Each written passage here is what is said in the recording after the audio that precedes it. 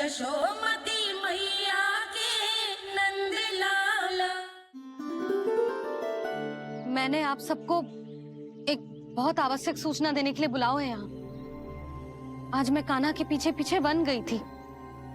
वहां मैंने कछु ऐसा देखो है जिसकी कल्पना करना भी असंभव है। मैंने एक बहुत विचित्र मानव देखो वहां, जो मानव जैसा भी ना था। जो भी था ना, साधारण जीव तो ना था। पर जसोदा, ऐसा कैसे संभव हो सकता है? क्या बुद्धि लगाई है यशोदा ने। मेरे सामने एक न चली तो अब गोपियों को अपनी योजना में सम्मिलित कर रही है। आप तो मेरा विश्वास करो मौसी, मैं सच्ची कह रही हूँ। उसका तो सर भी विचित्र था।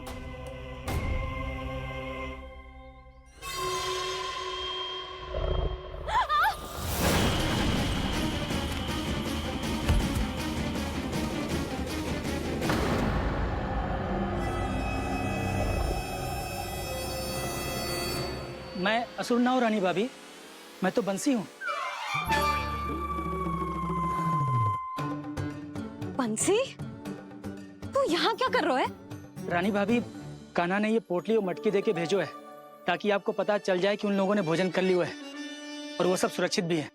तू उन्हें अकेला छोड़ के यहाँ आ गया है और ये भी कह रहे हो कि वो सुरक्षित है। इतनी भी क्या शीघ्रता है वत्सासुर? ये जाल है, इसका छल है, पर मैं इसके बहकावे में नहीं आऊंगा।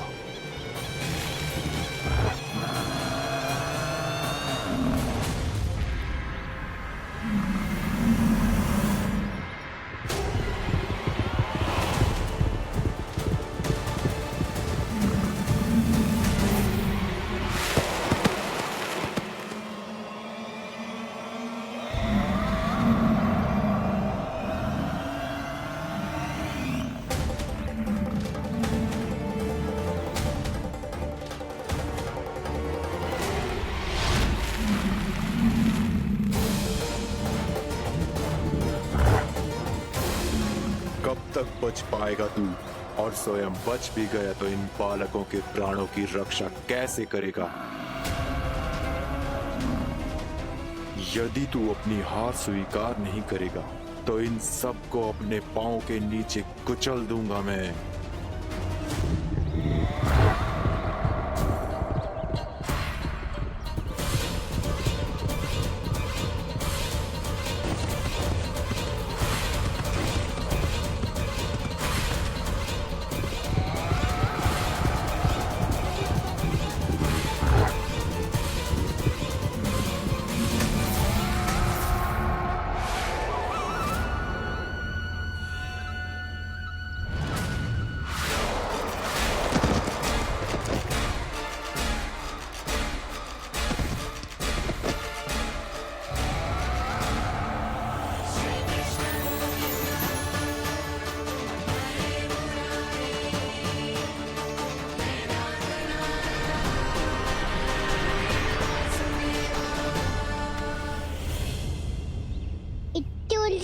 क्यों प्रमिला? रामीला, पर मैं तो वत्सासुर हूँ। अब हो, पर वत्स से पहले तो प्रमिला थे। माँ भली असुर। तो फिर मैं वत्सासुर कैसे बना प्रभु? एक बार तुम माँ ऋषि वशिष्ठ के आश्रम गए थे। यक्षो, गंधर्वों और देवताओं तक को पराजित करके जिसने अपने अधीन कर लिया, वो मुरुपुत्र प्रमिलासुर आपके द्वार पर खड़ा है। महर्षि वशिष्ठ स्वागत नहीं करेंगे? द्वार पर खड़ा व्यक्ति देवता या असुर नहीं होता है प्रमिला, वो तो बस एक अतिथि होता है और अतिथियों का स्वागत करना हमारी परंपरा है। आओ। पर वो नहीं जानते थे। अभिमान तुम्हारे विवेक को निकल चुका था। आपने हमारा स्वागत तो कर लिया महर्षि, परंतु यहाँ तो हमारे बैठने के लिए उचित स्थान तक नहीं है। हे माता नंदिनी, असुर राज के लिए आसन की व्यवस्था कीजिए।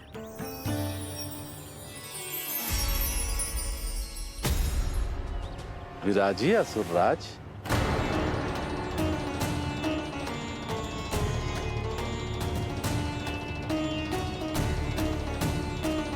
अब जब आपने मुझे बैठने के लिए कहा ही है तो भोजन की व्यवस्था तो होनी ही चाहिए। अतिथि तो ईश्वर स्वरूप होते हैं प्रमिला, और इनकी इच्छा पूरी करना हमारा कर्तव्य है। हे माता नंदिनी, मेरी विनती स्वीकार करें।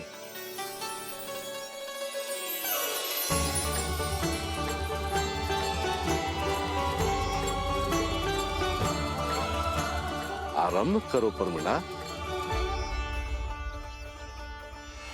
ये तो बहुत ही चमत्कारी गाय है, किसी भी मूल्य पर इसे प्राप्त करना ही होगा मुझे।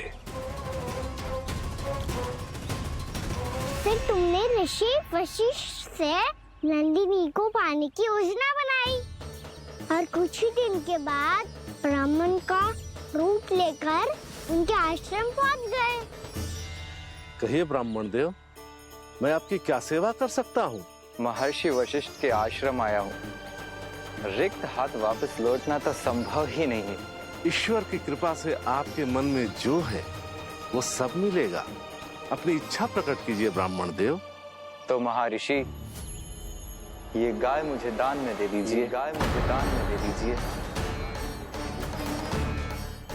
किस सोच विचार में पड़ गए महर्षि? क्या आप ब्राह्मण की इच्छा पूरी किए बिना ही उसे आश्रम से लौटा देंगे? किंतु इस ढोंगी के कुचक्र में मत फंसिए महर्षि। ये ब्राह्मण नहीं, असुर प्रमीला है जो छल में मुझे आपसे छीनने आया है। छल? मेरे साथ छल करता है दुष्ट? तुझे इस कपट का दंड अवश्य मिलेगा। माता नंदिनी, इसके कुकर्म का फल दीजिए। तूने एक दिव्य गाय को पाने के लोभ में अपना वेश बदला था। अब मैं तुझे श्राप देती हूँ, तेरा वेश सदा सदा के लिए बदल जाएगा। इसी क्षण से गाय का बछड़ा अर्थात वत्स बन जाएगा तू वत्सासुर। बन जाएगा तू वत्सासुर। ये क्या हो रहा है मुझे?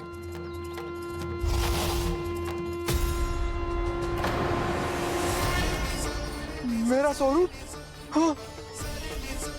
मुझे क्षमा करें मां नंदिनी, अपना श्राप वापस ले लीजिए।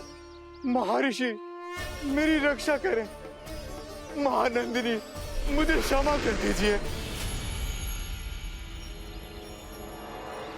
भूल हो जाने के बाद उसे सुधारने का एक अवसर तो सभी को मिलना चाहिए माँ। इसे क्षमा कर दीजिए माँ। इसे अपनी भूल का पश्चाताप है। आपसे अधिक और कौन जानता है महर्षि, दिया हुआ श्राप वापस नहीं लिया जा सकता। पर मैं तुम्हें वरदान देती हूँ, तुम्हें वत्सासुर के रूप में केवल द्वापर युग तक रहना होगा। उसके बाद स्वयं प्रभु श्री विष्णु के अवतार तुम्हें मुक्ति प्रदान करेंगे।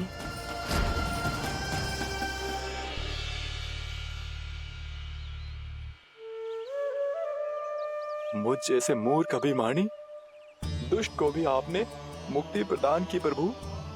जब भी किसी को अपनी भूल का आभास होता है, वो उसी क्षण क्षमा पाने की योग्य बन जाता है। और जिसने वर्षों तक पश्चाताप भी किया हो, उसके लिए तो मुक्ति का मार्ग भी सहज खुल जाता है।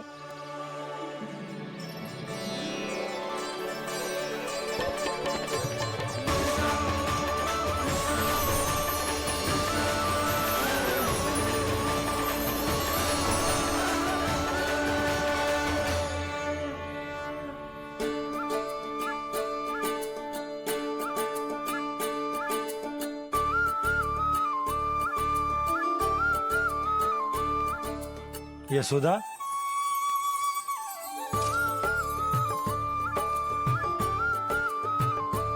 यशोदा, कुम्हार के यहाँ से दीपक ले आए हूं। हर बार की भांति इस बार भी पूरा गांव दीपों से जगमगा उठे हो। वृंदावन में जे हमारी पहली दीपावली है और जे हम बड़ी धूमधाम से मनाएंगे।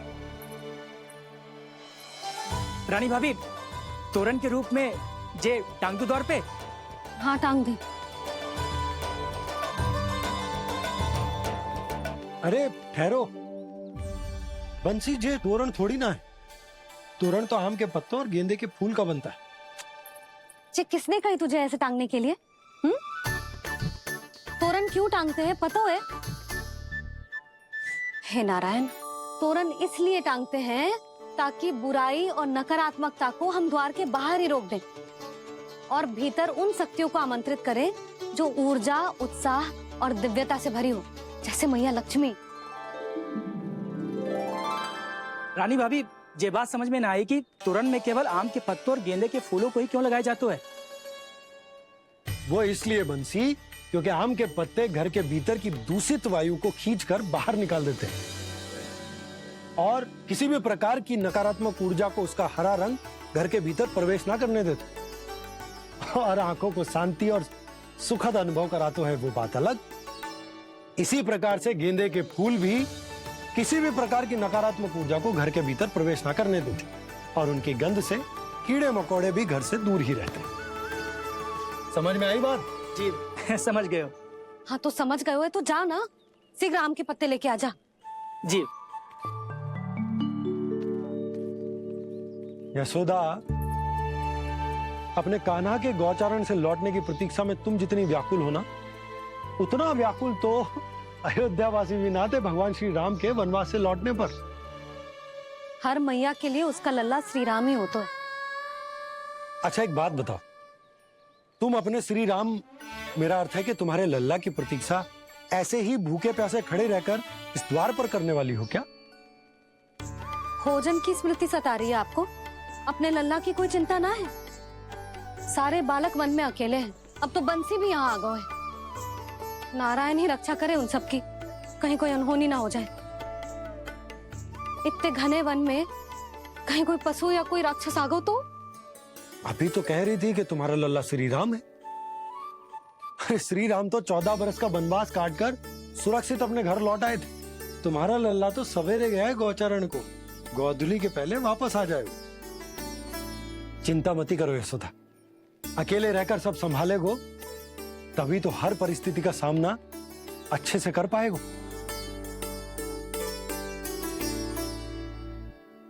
कान्हा,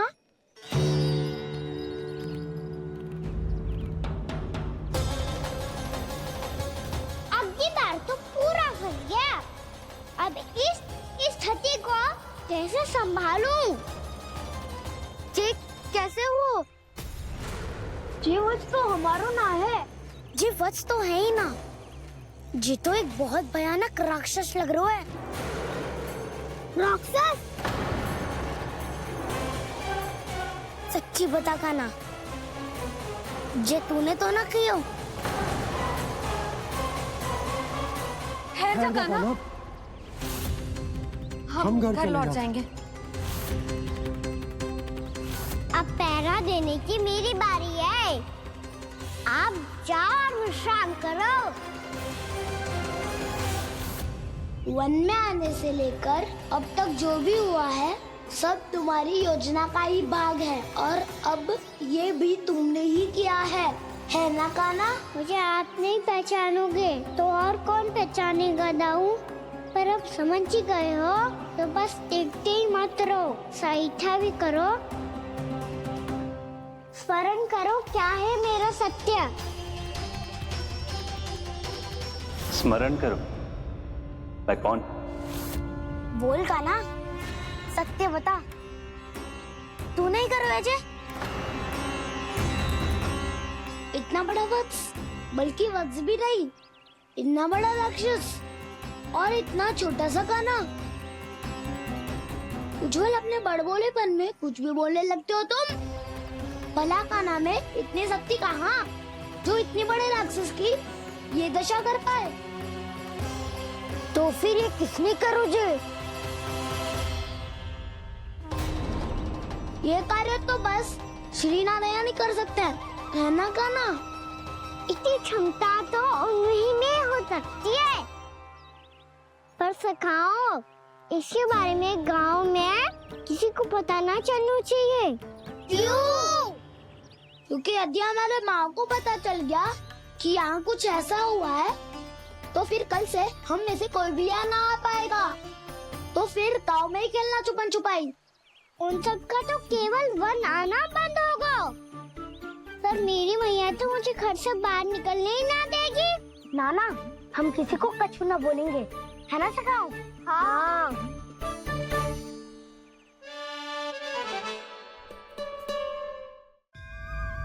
क्या होगा हो सकता? तो हाँ क्यों ना कह रहे है? क्योंकि हम यदि वन में आते ही रहे और ऐसे ही भयानक राक्षस या पशु ने हम पर फिर से आक्रमण कर दिया तो कान्हा है ना, मेरे कहने का अर्थ है कि श्री नारायण है ना, जैसे उन्होंने आज हमारे प्राणों की रक्षा की, भविष्य में भी वही करेंगे। तो चलो और सारे के सारे खाद होली का समय हो गया है, वापस चलो चाहिए। मना तो कर दिया है, पर ये सब मानेंगे यदि इनमें से किसी ने भी भैया के सामने मेरा पेट खोल दिया तो?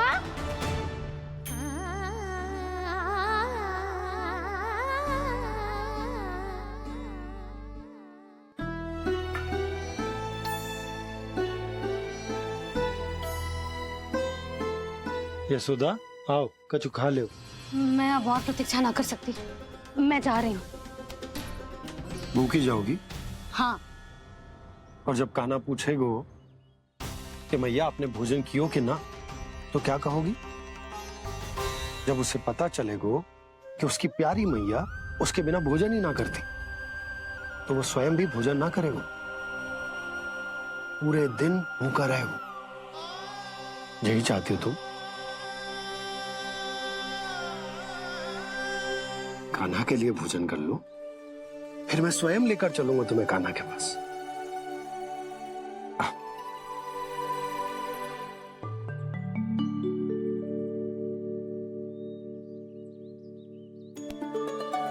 आपने कान्हा का नाम लियो है, इसीलिए खा रही हूँ।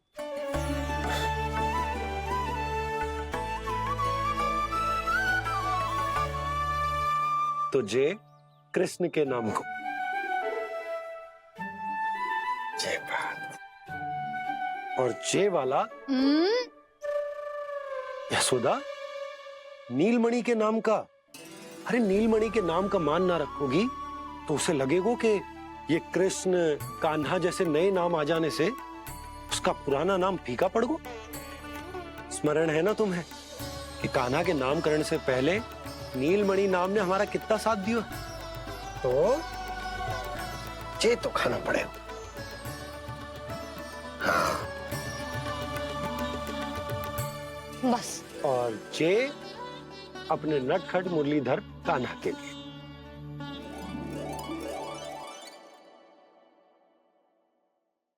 लल्ला का नाम ले लेके आपने पूरा भोजन करा दियो। अब चलो, ले चलो मुझे उसके पास। आपने कही थी ना? हाँ यशोदा, ये लो।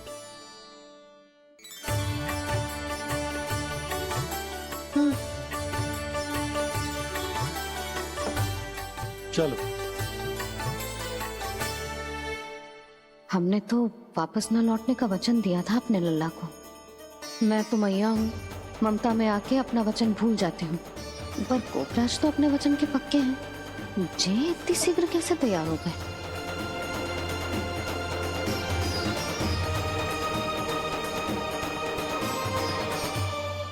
मरण है ना, आज जो हुआ है उसके बारे में कोई एक शब्द भी ना बोलेगा, समझ गए? हम तो समझ गए कान्हा, और हम बताएंगे भी ना। पर इसकी मृत्यु देखकर क्या करें? यदि किसी गांव वाले ने देख लिया तो हमें तो बताने की आवश्यकता ही ना पड़ेगा। चिंता मत करो, श्री नारायण सब संभाल लेंगे। ये जहाँ से आया है वही पहुँचा देंगे इसे। वाह दाऊ, क्या सुझाव दिया है आपने?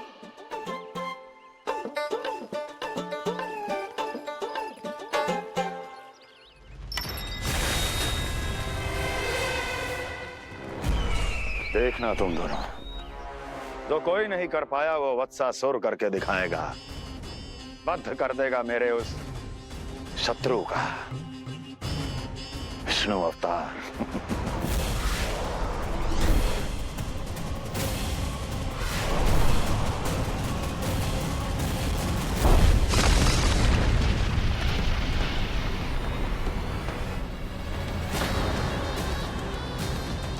वत्सासुर! वत्सासुर! कैसे मारा उस विष्णु अवतार ने गौवंश को? तुमने वत्स का अर्थात गौवंश के जीव का वध किया है काना? नहीं दाऊ, मैंने तो राक्षस वत्सासुर को मोक्ष किया है। अपने कर्मों को घुमा फिरा के सही सिद्ध मत करो काना। मेरी बात सुनो, मैं दाऊ हूँ तुम्हारा। वो जो भी था पर था तो गौवंश से ही ना। तुमसे उसकी हत्या हुई है और तुम्हें इसका प्रायश्चित करना ही चाहिए। ऐसे करूँ